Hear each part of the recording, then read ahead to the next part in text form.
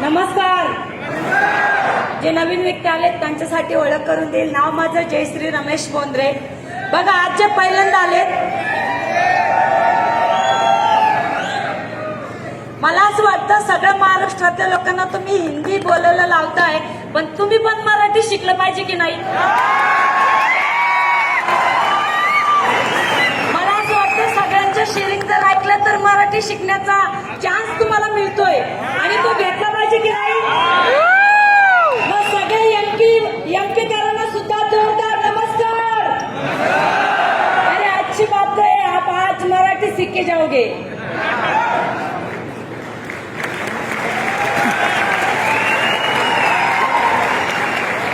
मित्रांनो, जसा आज तुम्ही प्रोग्राम बघताय असाच प्रोग्राम मी आणि माझ्या मिस्टरांनी बघितला होता. बघा, नवीन व्यक्ती आलेले असतील, नेमकं चाललं काय हे काही कळत नसेल. कारण बघा, भरपूर सगळे लोक आज स्टेजवर आले, स्वतःचा अनुभव त्यांनी सांगितलाय आणि खूप लोकांचे, म्हणजे मी इगल टायगर पासून तर मी या चेअरवर इथं बसलेली आहे तेव्हापासून तुम्ही बघताय की सगळ्यांचे सत्कार होत आहे. जे आज आले असतील तर नक्की चाललं तरी काय हे कळत नसेल, लक्षात येत नसेल. मित्रांनो, ज्या दिवशी मी आणि माझे मिस्टर आम्ही जेव्हा पहिल्यांदा असा प्रोग्राम बघण्यासाठी बसलो होतो, आमच्या सुद्धा सगळं डोक्याच्या वरतून चाललेलं होतं. काहीच कळत नव्हतं नेमकं चाललं तरी काय. कुणीतरी टाळ्या वाजवायचं, मी बाजूला बघायची शेजारी वाजवतोय का, कारण आयुष्यात दुसऱ्यासाठी टाळी वाजवणं हे कधीच शिकवलं नव्हतं मित्रांनो. आणि तो हॉलमध्ये टाळ्या वाजवा, टाळ्या वाजवा, टाळ्या वाजवा, मी बाजूला बघायची कोणी टाळी वाजवतोय का, कारण दुसऱ्यांसाठी टाळ्या वाजवायचे कधीच माहित नव्हतं, फक्त आर्थिक टाळ्या वाजवायच्या. मी तुम्हाला रिअली सांगत, मी पूर्ण प्रोग्राम संपला तरी सुद्धा मी एक पण टाळी वाजवली नव्हती मित्रांनो. एकच डोक्यात होतं, नेमकं पुढे चाललं तरी काय हे आपण समजून घेऊया. कारण प्रत्येक व्यक्ती यायचा आणि स्टेजवर सांगायचा, या बिझनेस मध्ये येऊन आम्हाला 3 महिने झाले, 6 महिने झाले, 1 वर्ष झालं आणि आम्ही बिझनेस मधून आम्ही पैसे कमवतोय. मित्रांनो, क्लिक झालं कुठंतरी. मी आणि माझे मिस्टर आम्ही दोघंही मार्केटमध्ये आम्ही 10 वर्ष काम करत होतो आणि 10 वर्षाच्या नंतर आम्ही पाठीमागं वळून बघितलं मित्रांनो. ज्या दिवशी आम्ही प्रोग्रामला आलो होतो त्या प्रोग्रामची फीस होती 50 रुपये. 10 वर्ष काम करून 50 रुपये फीस सुद्धा आम्ही त्या प्रोग्रामचे देऊ शकत नव्हतो मित्रांनो. आणि स्टेजवर सांगत होते आम्ही या बिझनेस मधून 3 लाख कमवले, आम्ही 10 लाख कमवले, आम्ही 20 लाख रुपये कमवले. मित्रांनो, एकच विचार केला, ही लोक सांगतात, जरी आज आपल्याला प्लॅन समजला नाही, समजून तरी घेऊयात नेमकं आहे तरी काय. कारण का मित्रांनो, आयुष्यभर आम्ही फक्त गरिबी बघितलेली होती. लहानपणापासून आई वडील शेतीमध्ये काम करायचे. जेव्हा माझं लग्न झालं, माझे सासू सासरे शेतीमध्ये काम करायचे आणि त्यावेळेस एक विचार केला, जर इथं 6 महिन्यात 1 वर्षामध्ये जर हे लोक लाखो रुपये कमवत असेल तर बिझनेस समजून घेतला पाहिजे की नाही घेतला पाहिजे? हॅलो, यस मित्रांनो, एकच विचार केला की बिझनेस समजून घेतला पाहिजे. ज्या दिवशी मी हा प्लॅन बघितला, रात्रभर झोप आली नाही. रात्रभर मी ह्या अंगावरचे त्या अंगावर होत होते. रात्रभर डोक्यात एकच चाललं होतं, ही लोक गाडीमध्ये कशी फिरू शकतात, ही लोक एवढं इन्कम कसं घेतात. मित्रांनो, माझी सिनियरची मी वाट बघत होते, ही लोक कधी येणार आणि मला सांगणार म्हणून. ज्यावेळेस माझ्याकडे माझे सिनियर माझ्या घरी आले मित्रांनो, त्या दिवशी खास लेडीज साठी सांगेल, त्या दिवशी माझे 2 प्रश्न होते. 2 प्रश्न माझे हे होते, इथं वयाची अट आहे का? त्यांनी सांगितलं नाही. सेकंड प्रश्न माझा होता, इथं शिक्षणाची अट आहे का? आणि ज्या दिवशी सरांनी नाही हा उत्तर दिलं मित्रांनो, त्या दिवशी ठरवलं हा बिझनेस फक्त माझ्यासाठी मित्रांनो. आणि डिसिजन घ्यायचा ठरवला. तुम्ही विचार करा, ज्या दिवशी आमच्याकडे 50 रुपये नव्हते, आजही मला आठवतं मित्रांनो, जो व्यक्ती माझ्या घरामध्ये आला होता मला प्लॅन इन्व्हिटेशन देण्यासाठी, मला आजही आठवतं मित्रांनो, ज्या दिवशी त्यांनी घरातून बाहेर गेले आणि बाहेर गेल्याच्या नंतर चप्पल पायात घालायला लागले आणि मग मी म्हटलं चहा घेतला असता तर. मला एक सांगा, आपल्याला चहा जर करायचा असेल तर व्यक्ती घराच्या बाहेर निघल्यावर म्हणतो, त्या आधी करतो. येस मित्रांनो, आणि त्या दिवशी चहा घेता का हा प्रश्न मी का विचारला, कारण त्या दिवशी माझ्या घरात 10 रुपयाची नोट पण नव्हती की मी दूध आणेल आणि त्या व्यक्तीला चहा करेल म्हणून मित्रांनो. पण एकच डोक्यात होतं, जर हा प्लॅन आपण बघितलाय, अख्खं आयुष्य गेलं आपल्या वडिलांचं, अख्खं आयुष्य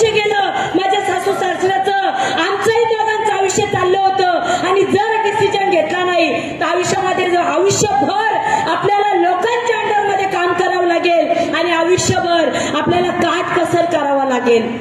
नाही म्हणण्यासाठी खूप सगळी कारण होते मित्रांनो. सगळे कारण बाजूला ठेवले आणि एकच विचार केला, हा बिझनेस मला करायचा.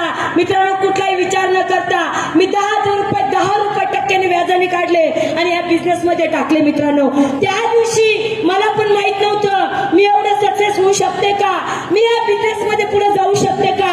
मित्रांनो, त्या दिवशी मलाही माहित नव्हतं, पण एकच विचार केला, करून तर बघूयात, करून तर बघूयात. ह्या हिशोबाने फक्त या बिझनेस मध्ये आलते. इतक्या लोकांनी नाव ठेवलं. मित्रांनो, 10,000 रुपये कोणी व्याजाने काढतं का, 10,000 रुपये कोणी बिझनेस मध्ये टाकतं का. किराण्याची उधारी किराण्याची उधारी बाकी राहिली ती मिटवायची सोडून कोणी 10,000 रुपये बिझनेस मध्ये टाकतं का. घराचं भाडं द्यायचं बाकी आहे तरी सुद्धा 10,000 रुपये कोणी व्याजाने काढून ह्या बिझनेस मध्ये टाकतं का. गल्लीतल्या लोकांनी नाव ठेवलं. मित्रांनो, घर मालकांनी नाव ठेवलं, आमच्या नातेवाईकांनी नाव ठेवलं, इतक्या लोकांनी नाव ठेवायची सुरुवात केली. मित्रांनो, पण ठाम निर्णय होता, जर आता आपण 10,000 रुपये व्याजाने काढून टाकले तर बिझनेस आपल्याला करायचा. किती निगेटिव्ह बोलू द्या, किती लोकांनी नाव ठेवू द्या, पण पाठीमागं वळून बघायचं नाही आणि बिझनेसला चालू करायचं. मित्रांनो, जेव्हा मी बिझनेसला लोकांना सांगायला लागले, लोकांशी बोलायला लागले, मित्रांनो, त्यावेळेस लोक मला एकच प्रश्न विचारायचे, तुम्हाला किती चेक आले. ज्या दिवशी मी लोकांना सांगायची, लोक मला विचारायचे, तुमचं काही परिवर्तन झालंय का, तुम्हाला काही पैसे आलेत का. मी सांगायचे, अरे मी तुम्हाला सांगते, तुम्ही एक पण माझ्यासोबत आहे ना, पैसे कशी येतील. कारण मी इतक्या लोकांना सांगायची ना, मी तुम्हाला सांगते, आमच्या गल्लीतला भाजीवाला यायचं बंद झालता. आमच्या गिरणीवाल्यांनी हात जोडून सांगितले होते, ताई तुम्ही दुसरीकडे दळायला जा. मी तुम्हाला सांगते, असे कित्येक लोक आहे, कित्येक लोक ज्यांनी माझ्यामुळे सिम कार्ड बदलले होते.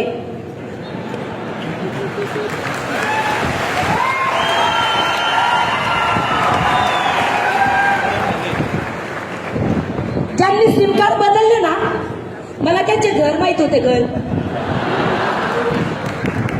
मी म्हटलं, दादा तुम्ही सिम कार्ड बदललं तरी काय प्रॉब्लेम नाही, तुम्ही माझ्याकडे बघू नका, माझ्या बिझनेसकडे बघा. लोक आमच्याकडे बघायचे, लोक आमच्याकडे का बघत होते. मित्रांनो, ज्या दिवशी हा बिझनेस जॉईन केला होता त्या दिवशी माझे मिस्टर वेडिंगच्या कामाला जायचे. एका दुकानावर 1200 रुपये महिना होता माझ्या मिस्टरांना. त्या दिवशी 1200 रुपये महिना वेडिंगचं काम करायला जायचे. गेल्याबरोबर त्या दुकानातला मार धुवा लागायचा, गेल्याबरोबर ते दुकान झाडावं लागायची आणि नंतर बाकीचं ते दिवसभर लोखंड कोटायचं काम करायचे. मित्रांनो, ते ज्यावेळेस मी सांगितलं 1200 रुपयात काहीच होत नाहीये, काम नाही केलेलं बरं, त्या दिवशी माझ्या मिस्टरांनी सकाळी 5 वाजता उठायचे, 5 वाजल्यापासून 8 वाजेपर्यंत पेपर वाटायचं काम करायचे. 9 वाजल्यापासून तर संध्याकाळी 6 वाजेपर्यंत वेडिंगचं काम करायचे आणि संध्याकाळी 6 वाजल्यापासून रात्री 12 वाजेपर्यंत माझे मिस्टर वेटरचं काम करायचे. मित्रांनो, मी त्यांना सांगायचे, एवढ्या पैशात काहीच होत नाहीये, तुम्ही अजून पैसे कमवून आणा. आणि असं करत करत सरांचं पूर्ण पेमेंट यायचं. मित्रांनो, पूर्ण एका महिन्याचं 2,500 रुपये, 2,500 रुपये येऊन सुद्धा आमच्या घरात रोज कटकट असायची दोघांची. मला आठवतं मित्रांनो, आम्ही एका दिवाळीच्या वेळेस, मला माहित होतं आमच्या घरात पैसा प्रॉब्लेम आहे, मी माझी मुलं माझ्या आई वडिलांकडे पाठवले आणि दिवाळीच्या दिवशी आम्ही खिचडी शिजवली होती. मित्रांनो, खिचडी.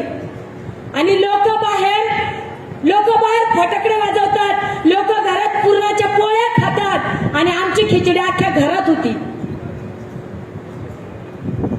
समजलं नाही. आम्ही खाल्ली कधी? खाल्ली नाही. खिचडी अख्ख्या घरात होती. घरात खिचडी पातेलं मी फेकलं का पण सर्व तिकडून फेकलं. अख्ख्या घरात खिचडी होती. मित्रांनो, आणि त्या दिवशीपासून एक विचार केला, जर पैशासाठी जर इतकी भांडण होत असेल, पैशासाठी जर आपण मरण्यासाठी एकमेकाला प्रवृत्त करत असेल, तर हा बिझनेस केला पाहिजे की नाही केला पाहिजे. यस मित्रांनो, मी ज्या वेळेस 2,500 रुपये पेमेंट माझ्या घरात आलं, त्या दिवशी मी विचार केला, 2,500 पेमेंट येऊन सुद्धा माझा घर मालक दर महिन्याला भाडं मागायला यायचा, आमचा किराणावाला दर महिन्याला आम्हाला किराण्याचे पैसे मागायला यायचा. आणि त्या दिवशी मी विचार केला, आपण सुद्धा काहीतरी केलं पाहिजे. म्हणून फुलाची पाकळी माझ्या मिस्टरांना मदत झाली पाहिजे. म्हणून मित्रांनो, मी बाहेर कामासाठी निघले. बाहेर कामाला गेल्यावर लोक मला विचारायचे, तुमच्याकडे डिग्री आहे का, तुमचं शिक्षण फाईल दाखवा.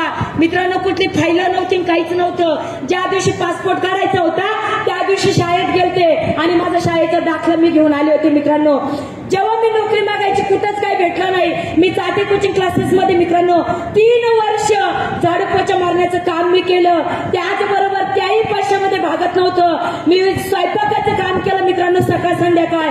स्वयंपाकाच्या कामाचा महिना होता मित्रांनो मला 1100 रुपये. सकाळ संध्याकाळचा 1100 रुपये.